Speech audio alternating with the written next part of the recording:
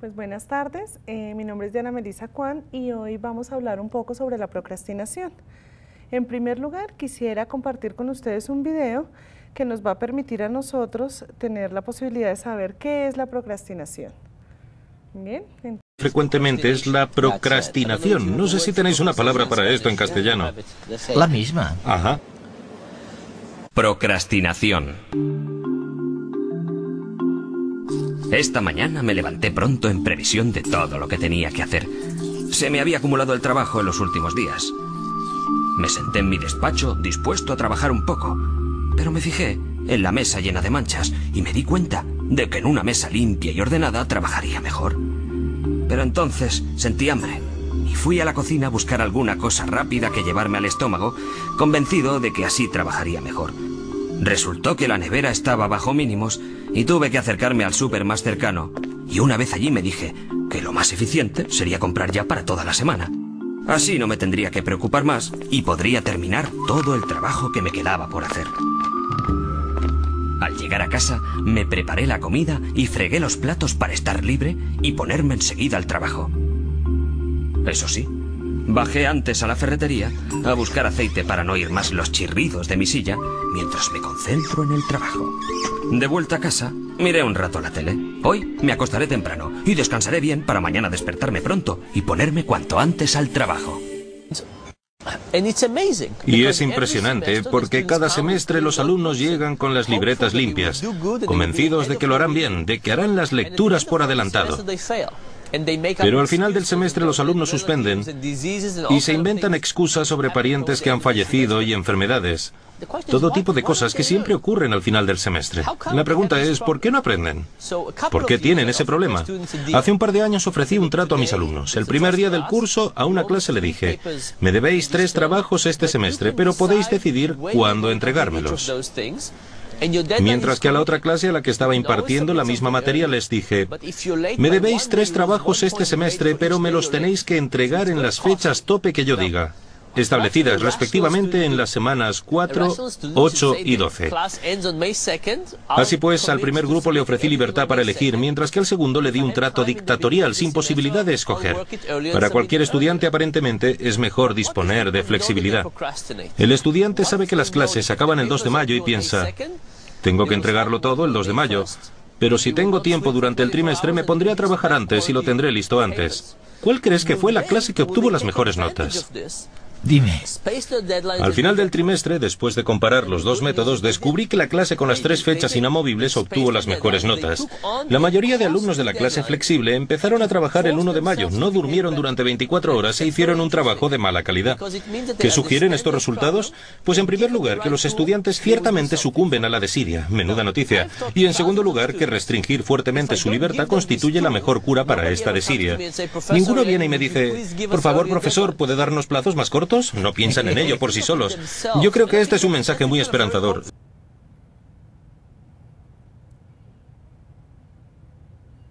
Bien, como vimos en el video, la procrastinación, y particularmente la procrastinación académica, tiende a ser un patrón, un comportamiento que es muy recurrente en los estudiantes. Y como veíamos también en el video, en muchas ocasiones nosotros terminamos aplazando las actividades que son importantes por actividades que no son tan relevantes. La idea de ahora en adelante es que tengamos la posibilidad de mirar qué es la procrastinación, con qué está relacionada y podamos tener algunas recomendaciones para poder abordar esto cuando se presenta de manera crónica. Entonces miremos qué es la procrastinación. Entonces la procrastinación es un patrón de comportamiento que se caracteriza principalmente por aplazar de manera voluntaria las actividades que nosotros tenemos que entregar.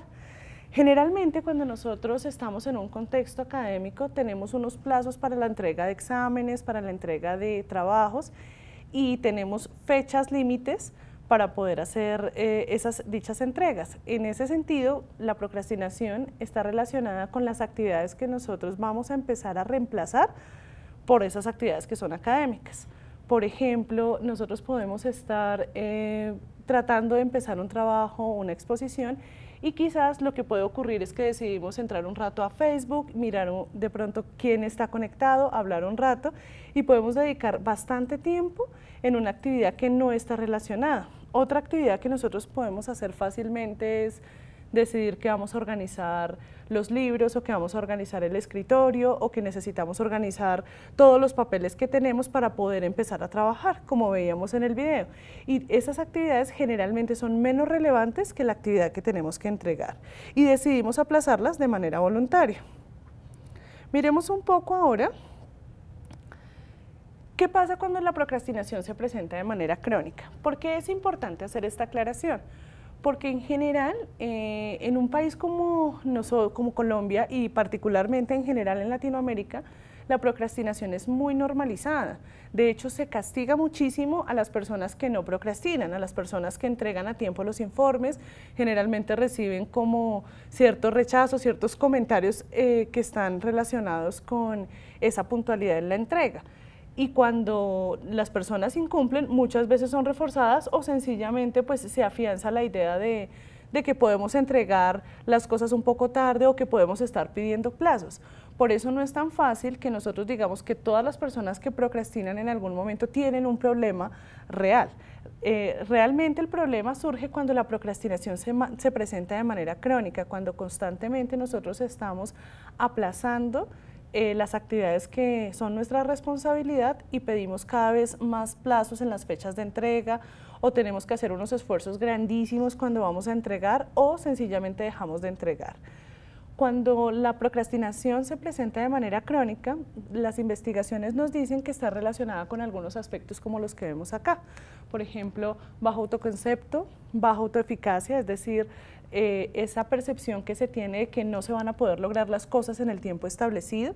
Hay altos niveles de exigencia. En algunas ocasiones lo que nosotros encontramos es que las personas tienden a procrastinar porque el tener los trabajos con un alto estándar de exigencia genera muchísimo malestar y es preferible hacer una actividad que sea menos relevante. Igual con estrés, déficit en autocontrol, impulsividad, comportamientos compulsivos, es decir, estar chequeando constantemente si las cosas están bien hechas, revisando cada palabra, mirando una y otra vez si hemos cumplido con todos los criterios. Comportamientos de desorganización, generalmente cuando se procrastina lo que ocurre es que comenzamos muchas actividades al mismo tiempo y usualmente no terminamos a tiempo ninguna. Cuando esto ocurre de manera crónica, a veces se pueden presentar algunos síntomas relacionados con la depresión, porque las personas empiezan a sentir que su tiempo realmente no rinde, se empiezan a sentir un poco más frustradas y eso lleva a que haya mucha desesperanza sobre los resultados que pueden obtener y ansiedad, que generalmente es la emoción que se presenta con mayor frecuencia, porque usualmente estamos frente a actividades que generan digamos, un alto nivel de estrés por la posible evaluación que vayan a tener. Es muy importante tener en cuenta que esto está relacionado a la procrastinación crónica. No necesariamente cada vez que aplazamos una actividad o que tenemos un periodo de tiempo que generalmente está hacia el final de semestre en el que aplazamos las actividades, no necesariamente quiere decir que ya tengamos este tipo de problemáticas asociadas. Usualmente estas problemáticas asociadas se presentan después de que nosotros hemos tenido ya un patrón que ha venido, digamos, durante bastante tiempo. Miremos un poco los tipos de procrastinación para ya empezar a mirar más puntualmente la procrastinación académica. Nosotros tenemos procrastinación social, personal y la que se refiere a ámbito académico, laboral o profesional, ¿cierto? La procrastinación social está relacionada con los retrasos en las actividades que impliquen socialización. Cuando nosotros aplazamos citas con amigos, cuando aplazamos, por ejemplo, vernos con nuestra pareja, cuando aplazamos actividades lúdicas que pueden ser reconfortantes para nosotros. A nivel personal está relacionada con cuando nosotros estamos retrasando actividades relacionadas con el mejoramiento de la salud física. Por ejemplo, pensemos cuántas veces nosotros retrasamos la visita a un médico o que nos practiquen algún examen, o que podamos de pronto buscar alguna consejería o algún apoyo psicológico y con todas las actividades que tienen que ver con la satisfacción personal. Es muy común que cuando nosotros estamos inmiscuidos en muchas actividades académicas y laborales, dejemos de lado actividades que puedan ser placenteras para nosotros y que nos puedan dar cierto nivel de bienestar. Y usualmente son actividades que empiezan a aplazarse y que finalmente no se realizan en un buen periodo de tiempo. También tenemos entonces la procrastinación académica, laboral y profesional, que está relacionado con las actividades relacionadas con la vida escolar. Generalmente esto puede empezar en el bachillerato, con la vida universitaria, las carreras técnicas y con la formación, digamos ya la ocupación, algunas actividades en el trabajo, entregas de informes o cumplimiento de plazos con algunas cosas que tengamos. De otro lado, tenemos ya que puntualmente la procrastinación académica va a tener dos divisiones importantes. Nosotros podemos procrastinar, uno, la decisión de comenzar a realizar la tarea, es decir, podemos estar programando constantemente una actividad y aplazando el inicio de esa actividad. Estas actividades, cuando hablamos de procrastinación académica, no necesariamente están relacionadas exclusivamente con actividades de tipo académico. También se incluyen las actividades de tipo administrativo, como por ejemplo sacar el carnet, diligenciar algún recibo, matricularse, ¿sí? Y pues ya con las actividades que son académicamente, propiamente académicas, ¿sí? Entonces, uno está relacionada con la decisión de comenzar la tarea y la siguiente con la continuación de las tareas. Podemos nosotros comenzar la tarea y postergar, continuar hasta finalizar la tarea.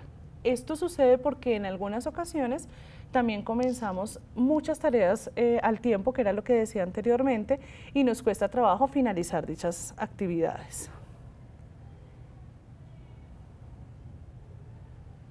Miremos un poco algunos datos de las investigaciones que se han hecho en Estados Unidos y Canadá. Generalmente pues tenemos, por lo menos en los últimos 5 años, datos de esos países porque son los que más han investigado la procrastinación. En Colombia, realmente el estudio lleva relativamente poco, hasta ahora es que encontramos un poco de interés en poder investigar el fenómeno y poder mirar cuáles son las características asociadas. Sin embargo, pues hay algunas cosas que por lo menos en los estudios preliminares se relacionan con los hallazgos que encontrados en Estados Unidos y Canadá. Ellos plantean que hay una correlación, es decir, hay una alta relación entre presentar procrastinación y el bajo rendimiento académico. Es importante tener este aspecto acercarnos a este aspecto con mayor detenimiento, porque no necesariamente todas las personas que procrastinan tienen bajo rendimiento académico. De hecho, uno de los factores que más se asocia con que se mantenga el patrón de procrastinación son creencias relacionadas con que nosotros trabajamos mejor bajo presión, que la inspiración nos llega casi siempre al final, y eso, cuando se tienen resultados positivos, afianza la idea de que se pueden aplazar las actividades hasta el final. Sin embargo, cuando las personas empiezan a generalizar el patrón y empiezan a presentar patrones o conductas de aplazamiento en diferentes materias o en diferentes áreas, sí empiezan a relacionarse con el bajo rendimiento académico. Con los altos niveles de estrés, porque ya como vamos a ver más adelante, en la medida en que se acerca la fecha de entrega, empieza a generarse mayor nivel de malestar o mayor nivel de ansiedad en relación con la entrega de esta actividad y problemas de salud. Nosotros encontramos que cada vez es mucho más frecuente encontrar, tanto en etapa escolar como en etapa universitaria, problemas gastrointestinales debido a estrés, por ejemplo, alteraciones en el sueño, alteraciones en el apetito. Hay unos hábitos bien difíciles de manejar y que realmente empiezan a afectar a la persona en su estado de salud general. Eso también lo hemos encontrado en las investigaciones realizadas en Colombia, por lo menos en las que son preliminares y de caracterización. Miremos un poco qué pasa cuando el patrón se generaliza, cuando empezamos quizás con una materia y ya empezamos con varias asignaturas y después comenzamos con labores administrativas. Lo que nos dice la investigación es que cuando las personas presentan procrastinación de manera crónica en una etapa universitaria o de formación técnica, generalmente eso es un predictor importante de procrastinación laboral. O sea, las personas que han procrastinado en la universidad tienden a presentar muchas impuntualidades en las entregas de las responsabilidades de su trabajo. De igual forma se encuentra que cuando una persona tiende a procrastinar en un área, empieza también a generalizarse en diferentes áreas. Entonces, si comenzamos a aplazar las actividades de tipo académico, vamos a empezar a notar que también vamos a procrastinar, por ejemplo, en las labores de la casa, como organizar el cuarto, o empezar a procrastinar en las actividades que les decía relacionadas con la salud, citas médicas o visitas familiares, etcétera, hasta que llega el punto en que la persona aplaza la mayor cantidad de actividades posible, ¿sí? Y ahí es cuando empiezan a aparecer todos estos problemas relacionados con el estado del ánimo y con la ansiedad.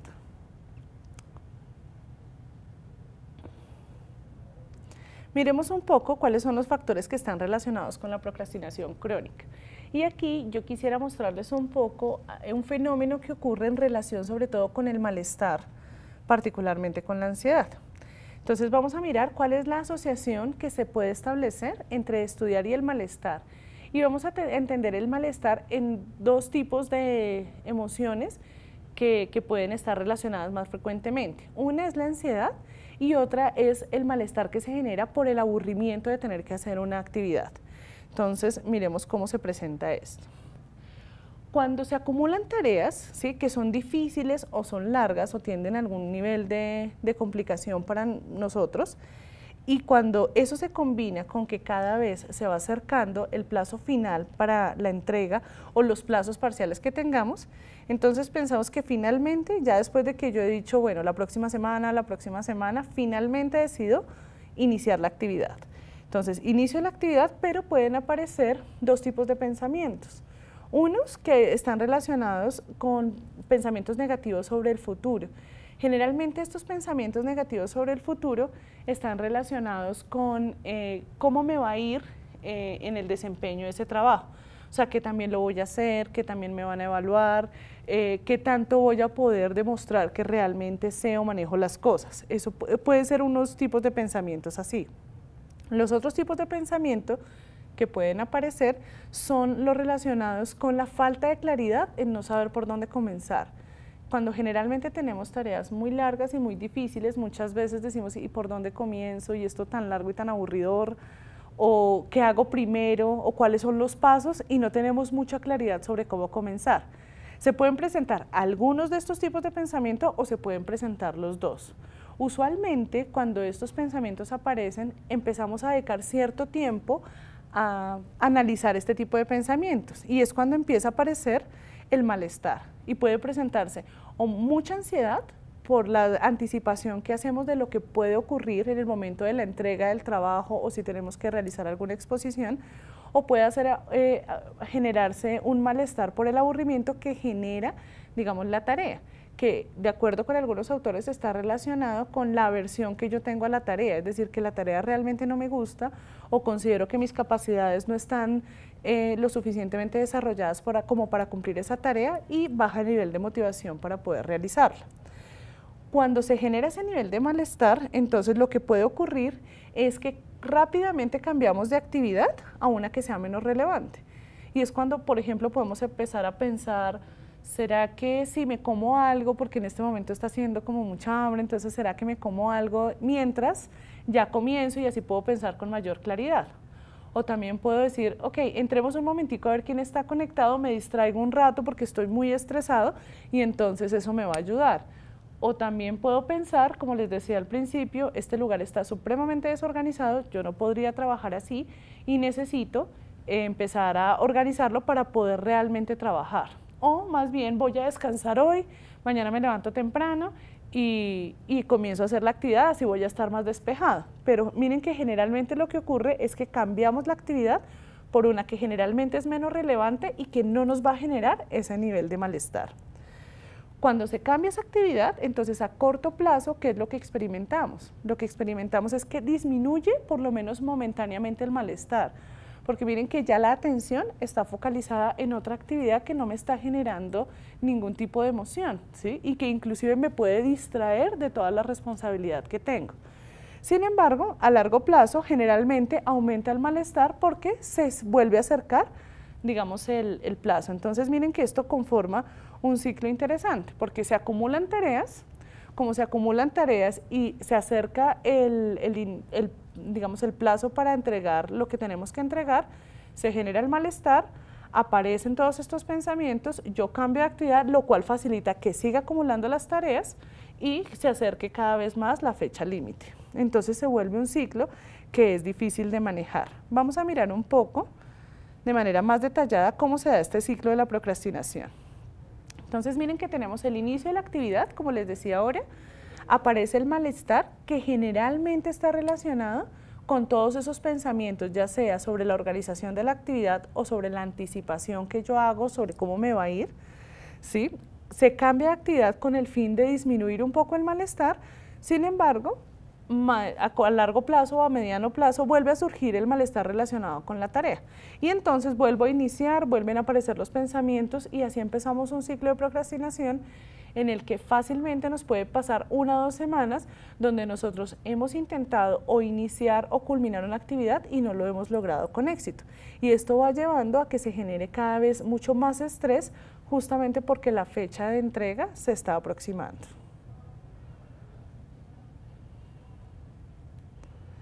Miremos un poco cómo se presentan estos pensamientos negativos. Yo les decía que había 2 tipos de pensamientos negativos. Los primeros centrados en el futuro. Digamos que las estrategias para manejar este tipo de pensamientos pues no las vamos a abordar hoy porque pues no tienen que ver directamente con la procrastinación, así aparezcan relacionados, pero básicamente la idea es tratar de dejar pasar esos pensamientos y centrarse en lo que podemos hacer en este momento. Nosotros no tenemos ningún control sobre la nota que nos va a poner el profesor o sobre qué va a pasar en esa situación en la cual entreguemos el trabajo o cuando hagamos una presentación, pero lo que sí podemos hacer es qué hacemos en ese momento para garantizar que ese resultado o ese trabajo salga lo mejor posible. Los otros tipos de pensamiento, que son los que vamos a abordar o los que están relacionados directamente con la procrastinación, están relacionados con la incertidumbre por no saber qué hacer o no saber por dónde comenzar. Miren que en algunas ocasiones nosotros podemos tener actividades tan largas o tan difíciles o sobre las cuales no tengamos mucha claridad conceptual porque no quedaron claras algunas cosas en la asignatura y no tenemos claridad en cuál es la ruta que tenemos que tomar. En esos casos es mucho más probable que se presenten 2 cosas. Uno, que iniciemos varias actividades y que no terminemos esas actividades.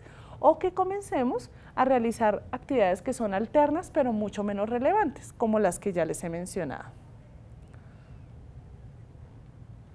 Entonces ahora vamos a ver qué podemos hacer. ¿Cómo podemos manejar la procrastinación? Claramente cuando es un patrón crónico, nosotros estamos viendo que realmente este patrón está directamente relacionado a veces con un mal manejo de las emociones. Si nosotros estamos viendo que realmente es así de crónico, lo mejor es que pues nosotros solicitemos alguna orientación. Sin embargo, si hasta ahora empezamos a detectarlo, esto que les voy a presentar les puede servir para poder organizar su tiempo de mejor manera y tratar de bajar los niveles de procrastinación que se están presentando.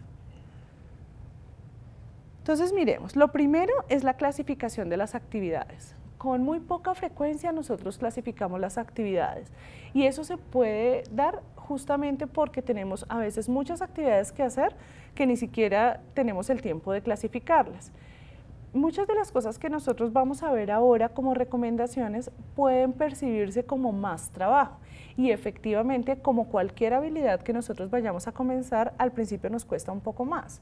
Sin embargo, en la medida en que lo practiquemos vamos a darnos cuenta que este tipo de actividades o estrategias que vamos a ver les van a permitir realmente optimizar mucho mejor el tiempo. No será al comienzo, porque al comienzo cuando estamos aprendiendo a manejarlas justamente puede llevar a que nos demoremos más tiempo del que estamos programando, pero en la medida en que lo practiquemos realmente puede optimizar nuestro manejo del tiempo. Lo primero es poder identificar la diferencia entre actividades importantes y actividades urgentes, ¿sí? Y generalmente nosotros tenemos que tratar de tener un tiempo en nuestra agenda para solventar las actividades urgentes. Entonces, las actividades importantes son tareas relacionadas con nuestro aprendizaje y nuestro desempeño académico. ¿Sí? Todo lo que implica, por ejemplo, estudiar, prepararse mejor, desarrollar habilidades, afianzar conceptos, ¿cierto?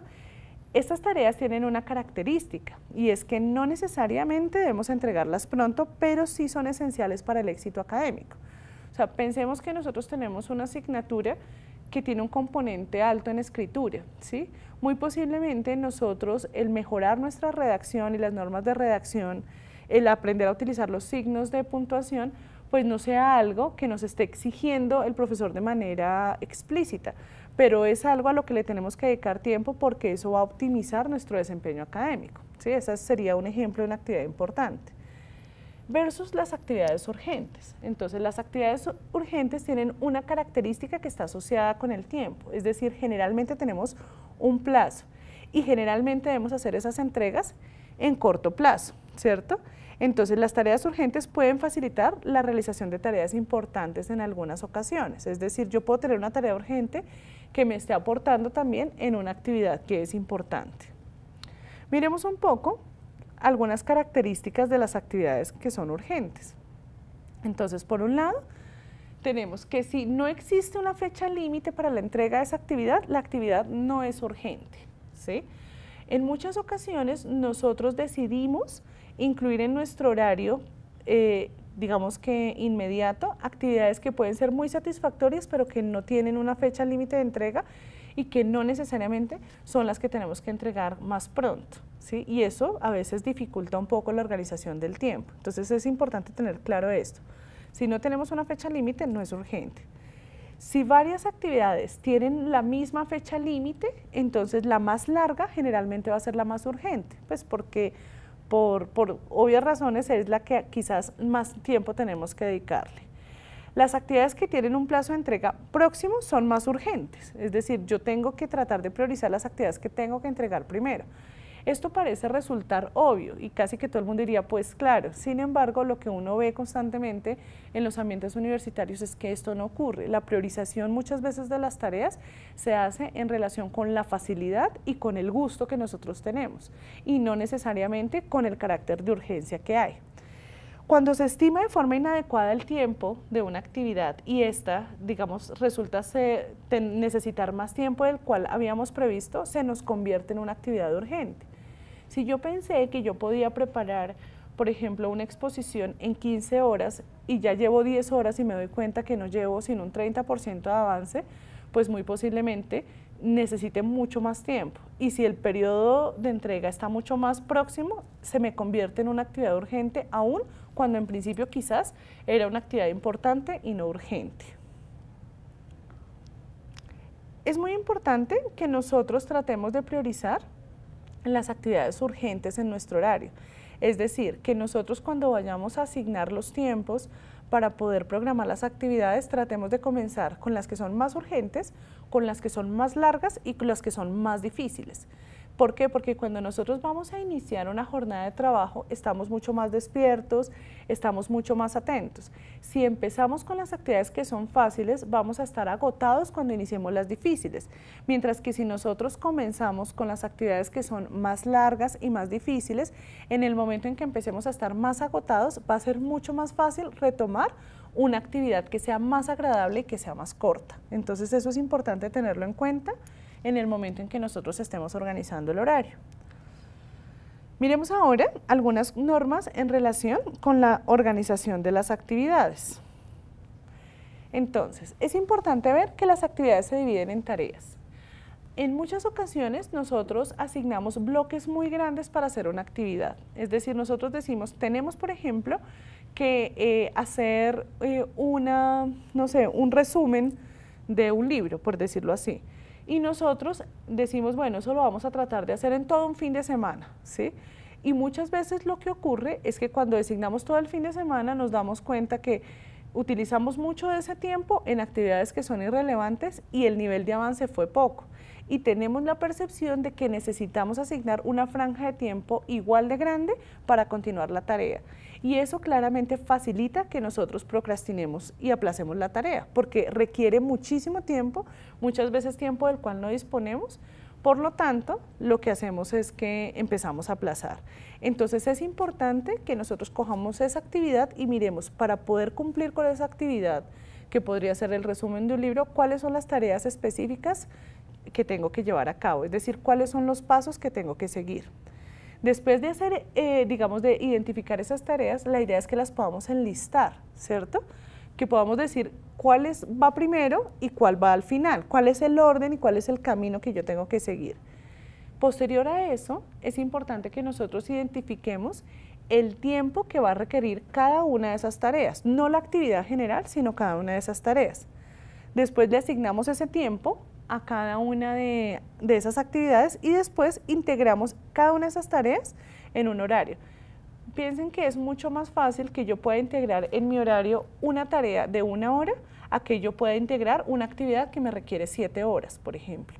Entonces es mucho más fácil que yo optimice, por ejemplo, un hueco que tenga, o optimice un periodo de tiempo corto de estudio, adelantando las tareas relacionadas con la actividad y no tratando de sacar un bloque muy grande para realizar la actividad.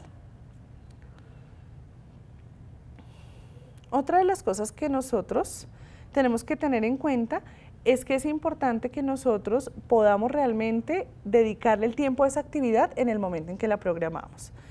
Vamos a mirar un ejemplo. Entonces pensemos que yo tengo la actividad de preparar una exposición.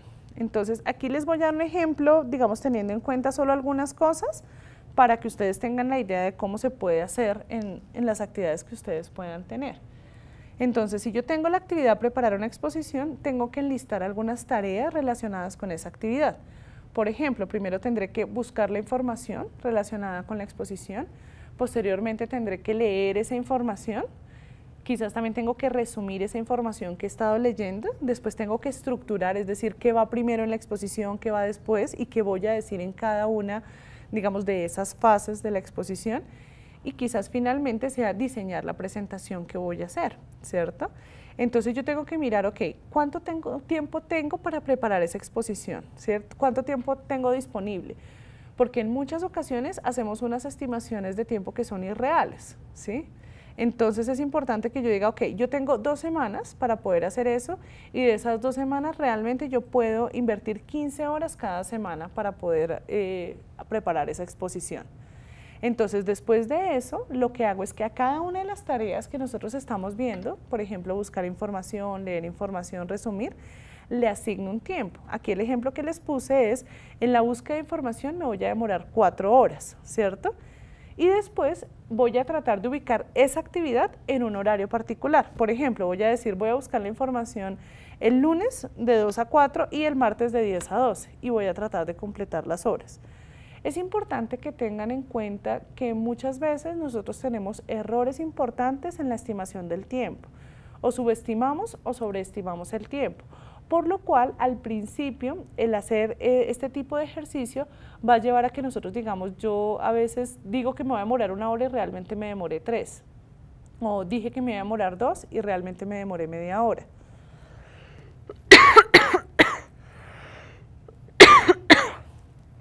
Bien, entonces cuando eso ocurre, lo que nosotros debemos hacer es, digamos, tenernos un poquito de paciencia porque en la medida en que nosotros empecemos a estimar el tiempo y a compararlo con el tiempo real, vamos a aprender a estimar el tiempo nosotros. No todas las personas tenemos la misma habilidad para todas las cosas. Entonces es importante saber, por ejemplo, que para mí es mucho más fácil y más rápido leer y resumir la información que buscarla, por ejemplo, pero para otra persona puede ser mucho más fácil ubicar la información relevante, pero se demora más tiempo en leerla y en resumirla. Ese tipo de cosas implican un autoconocimiento que en principio puede que nosotros empecemos a cometer muchos errores en la estimación de ese tiempo, pero en la medida en que lo sigamos haciendo va a ser mucho más fácil y vamos a ser cada vez más precisos en estimar esos tiempos.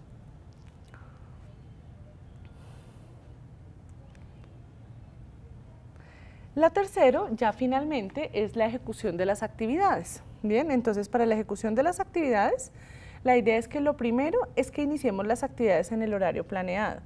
Por eso es que nosotros recomendamos, en general se recomienda que se divida la actividad en tareas para que tengamos tiempos cortos. Si nosotros tenemos tiempos cortos, quizás es más fácil, como veníamos diciendo, programarla y es más fácil iniciarla. Entonces la idea es que una vez ya la programemos, es importante tratar de cumplir con ese horario que está programado, por lo menos con esa actividad. Como en ese momento lo que puede pasar es que empiezan a aparecer todos los pensamientos negativos, como qué desorden, me falta mucho, no voy a alcanzar, o cómo me va a ir, o será que esto me va a poder salir bien. Entonces la idea es que nosotros tratemos de dejar pasar esos pensamientos, ¿sí? Y tratemos de no prestarles atención y volver otra vez a centrar la atención en la tarea. Esto al principio también puede resultar desgastante porque pareciera ser que nos cuesta mucho trabajo deshacernos de todos esos pensamientos. Entonces vamos a encontrar que quizás al principio, al tratar de dejarlos pasar, vamos a distraernos con mucha frecuencia. O sea, los pensamientos van a venir una y otra vez. Digamos que esto también es un ejercicio de entrenamiento en el cual nosotros al principio quizás vamos a tener muchas distracciones porque van a aparecer muchos pensamientos y que nos van a distraer, pero en la medida en que nosotros hagamos el ejercicio de volver a la tarea, pues vamos a tener más facilidad en centrar la atención. Piensen que aquí el problema no es que aparezcan los pensamientos, sino que yo tenga la capacidad de volver a la tarea inicial. Eso es lo importante.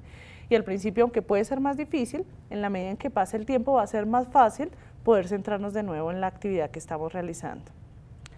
Lo otro es terminar la tarea sin interrupciones. Interrupciones como recibir llamadas, como ver el Facebook, como buscar otras cosas en Internet.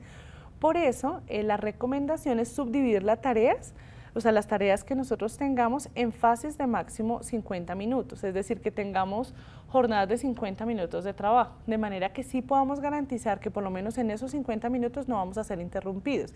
Una vez acaban esos 50 minutos, ya podemos de pronto alternar la actividad, porque si nosotros no hacemos eso y tenemos un bloque de 2 horas, tenemos más posibilidad de distraernos muchísimo más porque nos cuesta más trabajo tratar de mantenernos concentrados en una actividad tanto tiempo. Si nosotros subdividimos esas tareas en tiempos mucho más cortos, es más fácil cumplir con el propósito de iniciar y terminar esa tarea. Otra recomendación en relación con la ejecución de las actividades es que nosotros tomemos alrededor de 5 o 10 minutos de pausa activa entre actividades. Que si yo, por ejemplo, dije, ok, voy a hacer esta primera búsqueda de información y me voy a demorar 50 minutos, a los 50 minutos yo puedo hacer algún ejercicio de estiramiento o puedo caminar, puedo ir por un café, puedo de pronto dar una vuelta muy pequeña, 5 minutos, y empiezo con mi otra tarea de 50 minutos. También podría utilizar esos 5 o 10 minutos en poder contestar una llamada, en revisar los mensajes, en revisar alguna red social, pero es importante respetar ese tiempo que nosotros designemos para esas actividades de pausa, ¿cierto? A veces cuando nosotros damos esta recomendación, lo que ocurre es que las personas pueden pensar, pero voy a perder mucho tiempo. Si ustedes se dan cuenta, por ejemplo, en una jornada de 3 horas, ¿cierto?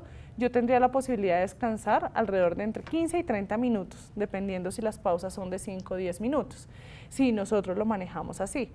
Pero cuando nosotros no lo manejamos de esa manera, sino metemos un bloque de 3 horas, es mucho más fácil que perdamos hora y media en actividades que no son relevantes. Bien, la idea sería, ya una vez nosotros hayamos planeado la actividad y empecemos a ejecutarla en ese tiempo, que solo realicemos una actividad a la vez. En algunas ocasiones, así sean actividades o tareas relacionadas con lo mismo que estamos haciendo, si empezamos varias, va a ser mucho más difícil para nosotros terminarlas. Entonces, lo ideal es que dedique ese periodo de tiempo de 50 minutos solo a esa actividad. También recomendamos alejar el celular, solo contestar llamadas o mensajes que sean realmente urgentes, porque en muchas ocasiones estas llamadas y estos mensajes tienden a distraernos y nos permiten ocupar una cantidad de tiempo. Si ustedes necesitan dedicar tiempo a esos mensajes, la idea sería que programen eso y terminen la actividad y ahí sí dediquen el tiempo a eso, porque finalmente si decidieron destinar 1 hora, 2 horas a mirar sus redes sociales, ya saben que por lo menos hay un avance en una de las tareas asignadas para la actividad, que cuando no se hace así, termina pasando toda una jornada de trabajo en la cual realmente no hemos avanzado ni siquiera en una tarea. Y finalmente, pues ingresar a Internet solo cuando sea estrictamente necesario. La idea es no tener la posibilidad de estar navegando, por lo menos mientras hacemos esa actividad corta, justamente para garantizar que tengamos la posibilidad de terminar la tarea.